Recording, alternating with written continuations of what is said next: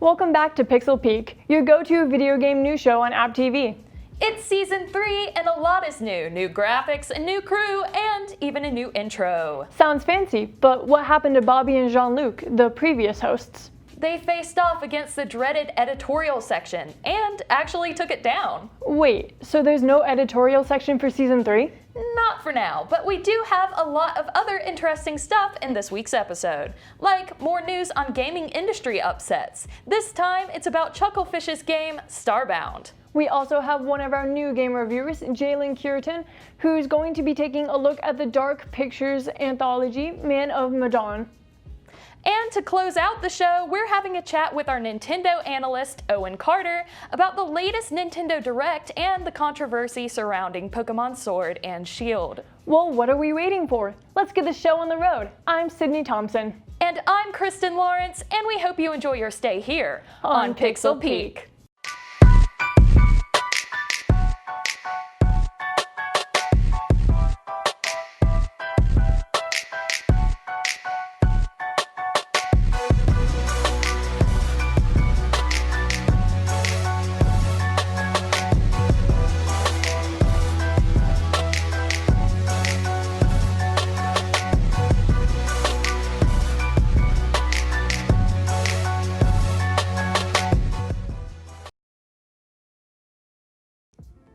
Chucklefish Games founder Finn Bryce is being accused of exploitative practices by multiple former developers that worked on the studio's hit game, Starbound.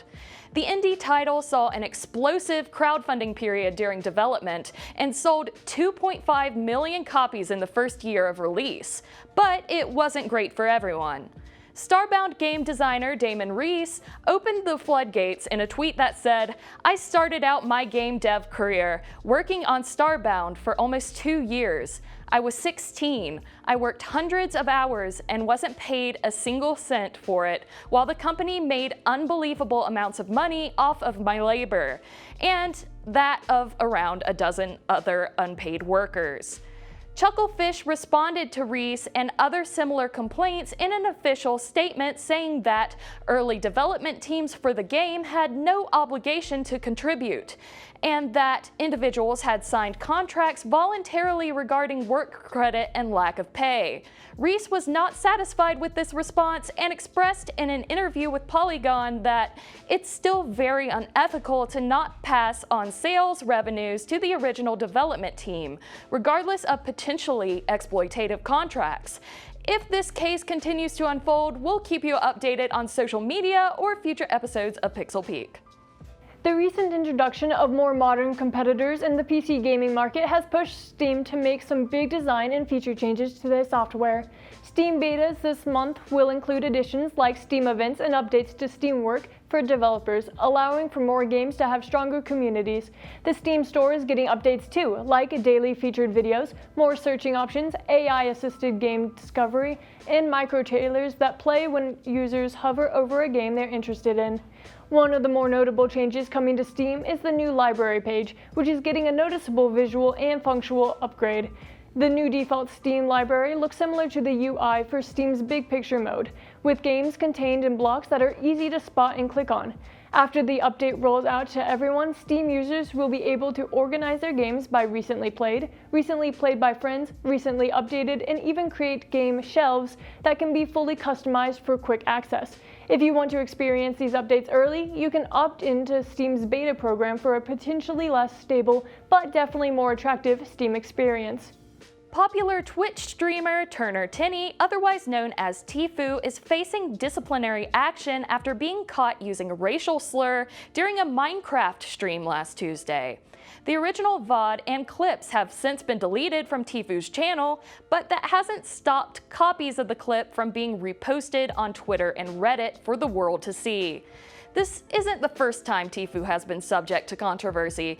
He has been temporarily banned from Twitch twice before, once in May of 2018 when he referred to a fellow player as a racial slur, and again in July of 2018 for an unconfirmed reason, most likely due to having frequent toxic behavior occur in his stream chat. On top of Tfue's multiple Twitch bans, he has also seen a temporary Fortnite ban for selling Fortnite accounts with rare skins. Looking at Tfue's history, his latest offense could be his third strike, part of a system that Twitch has implemented for inappropriate or offensive behavior. Strike 3 signals a permanent account ban, which could mean the end of Tenny's career on the popular streaming platform. As of now, Twitch has done nothing to reprimand the popular streamer, despite public outcry. However, Twitch has also said that it will not comment on individual streamers, as they do not represent the platform as a whole. Only time will tell what consequences Tfue will face, but hopefully this will be a turning point for him as he continues to pursue his career. In a move to expand on college esports leagues, BoomTV acquired the American Video Game League, AVGL, for an undisclosed amount of money. BoomTV is most known for its bi-weekly event series, Code Red, which reaches more than 5 million monthly users and aggregates more than 30 million minutes watched across various platforms. With the latest acquisition, BoomTV will partner with AVGL to support more than 1,200 partnering universities. AVGL CEO Victor Suski discusses the acquisition in a statement on AVGL's website. Our focus has always been to provide the best competitive experience for collegiate esports players and fans, and the BoomTV platform will achieve this at scale. This strategic acquisition allows us to offer colleges tools and events needed for expansion. This is a huge step forward for the AVGL in collegiate esports. Appalachian State University may not have an AVGL division, but this development will please fans with an itch for esports by bringing more broadcasts to media platforms everywhere. After 3 long years in court, Niantic has settled a class action lawsuit against property owners who saw dedicated Pokemon Go players trespassing on their property. In the settlement, Niantic denied any liability but agreed to pay $4 million in legal fees and awards to each of the 12 plaintiffs involved in the case. Niantic also agreed to respond to 95% of any future complaints of trespassing within 15 days. The warning to not trespass that appears every time the game is booted up proved not to be enough to prevent the behavior. So, Niantic is instead trying a more direct approach. To prevent further complaints from frustrated property owners, Niantic will no longer be placing Pokestops or gyms within 40 meters of any single family home, and will remove any existing ones from the app that currently violate that rule. Moving forward, we actually don't know how cases like this will be handled. This lawsuit ended up being inconclusive because there's currently no legal precedent on how virtual items intersect with current property law. Even so, any current or future games that implement augmented reality and GPS features like Pokemon Go should be mindful to avoid legal action. World of Warcraft Classic's launch was a rough one for its players, to say the least. Blizzard's latest release had an extensive amount of server downtime over its first weekend. This was mostly due to a slew of DDoS attacks that left players suffering from high latency and frequent disconnections. According to a Kotaku report, these attacks started Saturday morning around 11 a.m. and made the game virtually unplayable for most of the day. By Sunday morning, most of the servers were stabilized by Blizzard, but latency and disconnection problems continued well into Sunday night. A now suspended Twitter account, UK Drillist, claims to be the one responsible for last weekend's DDoS attack. Shortly before the game started seeing widespread issues, UK Drillist posted a tweet saying, "In roughly 20 to 30 minutes, we'll attack every US PvP WoW server, just setting up domain." Blizzard hasn't confirmed whether this Twitter user is the one responsible for the outages, but WoW Classic players can play easy for now. That's it for this week's news, and now gamer reviewer Jalen will bring us this week's game review, The Dark Pictures Man of Medan. Have a fear of the ocean? Have a fear of the supernatural? Well, then I have a game for you, The Dark Pictures Man of Medan. The first game in the Dark Pictures Anthology, Man of Medan, developed by the studio behind 2015's Until Dawn, Supermassive Games, ran on the Unreal Engine, has you play as 5 characters who, at the beginning of the game, set out to go on a dive at a World War II plane wreck. As you can expect, things of course do not go as planned, and they end up on an abandoned ship trying to fight and survive against the supernatural. The cast of characters this time around are not as cliche as those in Until Dawn and seem more realistic. The characters are Brad, the overall wimp of the group, and Alex's little brother. Alex, who is the older brother of Brad and Julia's boyfriend, who is a little bit insecure. Julia, Alex's girlfriend, and also the reckless one in the group. Conrad, who at times is the comic relief and brother of Julia, and Fliss, the stubborn and headstrong captain of the Duke of Milan. Each character has their own traits and relationships, and just like in Until Dawn, you shape how these interactions will play out over the course of the game. While some dialogue choices at times can come across as cheesy, there are some lines that are legitimately funny. There is also a British curator who after each chapter talks to you about the characters and your actions as the game goes on, and sometimes will even offer a hint. I'm assuming he'll be there for each episode that releases, and whoever they cast to voice him did an excellent job.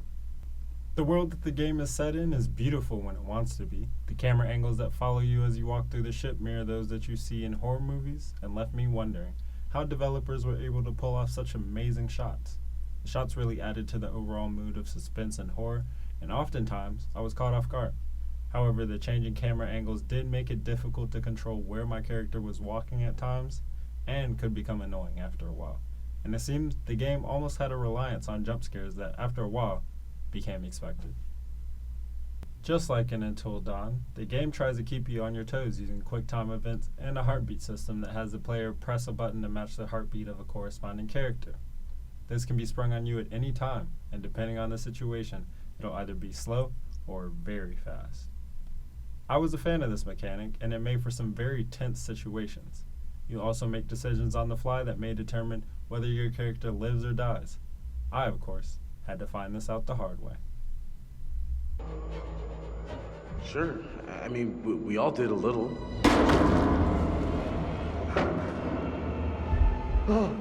Ah! No! No!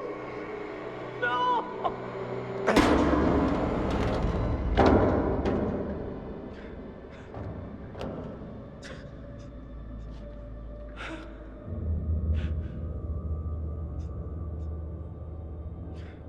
Where Medan shines the most is its potential replay value. Where Supermassive Games does excel is leaving the player with so many options of how each character can die, as well as who lives when it's all said and done. The game is not meant to be played through just once, and on several playthroughs you'll discover outcomes that you may have thought were not even possible before. While the game does start off very slow, if you can make it through the first hour and a half, replaying it does make it worthwhile, and it'll add value to your overall experience. The game also offers a co-op mode, both online and regular couch co-op with up to 3 other friends that offers new ways to play, and gives you all the ability to save or kill those who are a part of your group. A few of the gripes with the game are the frame rate and the load times. While the game did look beautiful, at certain moments you could see where the frame rate would drop, and it was often enough that it would break the immersion of the game for me. Another gripe with the game was the load screens. It was quite disappointing that there were as many load screens as there were, and just how long it took for them to load, because it would grind all action in the gameplay to a halt. In 2019, you don't really expect long load times on games, so I have to say I was a bit surprised and disappointed.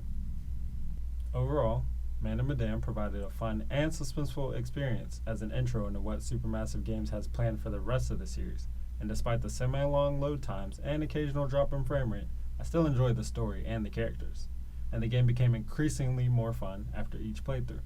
Medan earns a rating of good. Hopefully Supermassive Games keeps the ball rolling when they deliver the next episode in 2020. Now over to host Laird Davis, who is sitting down with our Nintendo analyst, Owen Carter, for this week's analysis. Thank you, Jalen. I'm the new host of Pixel Peak, Laird Davis. In this past week, we had a Nintendo Direct full of fun new details in the world of Nintendo gaming. One such exciting story was the brand new Pokemon Sword and Shield trailer. Here to talk with me about that trailer is our Nintendo analyst, Owen Carter. Thank you so much for joining me. Thanks for having me. So, can you tell me what were some of the fun new announcements for this Nintendo Direct? Well, first off, it started out with showing the new trailer for Overwatch for the Switch, which features some motion controls. They showed Riptire going out using the Switch's movements on it. There's also lots of new Smash announcements. Banjo and Kazooie are now available along with a new Mii Fighter skin of Sans from Undertale. It's about time. Yes, Yeah. of course. They also released the announcement for the new DLC fighter, which will be Terry from Fatal Flaw. There was also a quite beautifully made Xenoblade Chronicles Definitive Edition trailer. I don't know much about that series, but I think I might pick up that game, judging by it. And in terms of new announcements for the Pokemon Sword and Shield games, what have they announced in terms of new features, new Pokemon, that kind of thing? So in terms of new Pokemon, there was 2 that were announced along with various forms of one of the Pokemon released earlier. One of the new Pokemon is Poltegeist, which is a ghost-type Pokemon who has the ability Weak Armor. And the other one is Cramorant, who's a water flying type who has the ability Gulp Missile, where if you use Surf or Dive, it'll come up with a fish in its mouth, and once it's attacked, it will throw the fish in the opponent's direction. And probably one of my favorite attack names in all of gaming. Of course. There is also more to say about the Pokemon Camp system. You can visit other people's camps, and there's also a new system called Curry on Rice, which seems to be like a new Poffin or Pokeblock making system. Yeah. There was also shown to be even more customization options than there was in Sun and Moon, including the ability to preview your haircut instead of having to randomly guess. It's always nice to have a little bit of foresight, especially when a decision like that can be permanent, though it seems like in this game you can actually go and change your appearance once the game is properly started. Yes. Yeah. And you don't have to wear a hat, which is nice. That's always something that bothered me in the past. But going back to Pokemon Sword and Shield, during the last Nintendo Direct, they announced that not every Pokemon from previous generations will make it into the latest installment, and people have a lot of mixed feelings about that. How are people feeling about this latest announcement? The feelings, from what I've seen, have still been pretty mixed. Lots of people are still really pushing for the national decks, although lots of people are saying that the new features are adding a good amount of depth to the game. I've seen people making jokes about how the curry decks, so to speak, is why they replaced the national decks. You have to make room for the food, I guess, but people, are passionate about their Pokemon and wanting to have every single one across all generations, so I understand why people are a little passionate about that. But some people are also theorizing that Game Freak is actually working on another RPG called Little Town Hero, and they think that that might be interfering with the development of Sword and Shield. How do you feel about that? I don't think that it would be, because other game companies can easily work on multiple games at the same time, and it comes out to be a very positive result. I think that Little Town Hero actually looks quite interesting. It has lots of interesting mechanics that I think once people see them, they'll be a little less mad of Game Freak for developing that at the same time as Sword and Shield. All right. And with all the news that's been coming out and like a fair bit of controversy surrounding this latest Pokemon game, are you still planning to pick it up when it comes out? Yes, I am. I'm planning on getting Pokemon Sword, and I'm going to choose Sobble as my starter.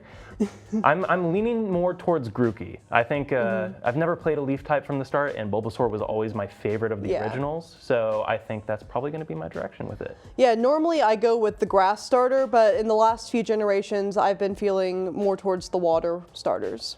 Do you think Scorbunny is going to be a firefighting when they fully evolve? I do think so. Scorbunny looks like it's going to end up being sort of like Chimchar did.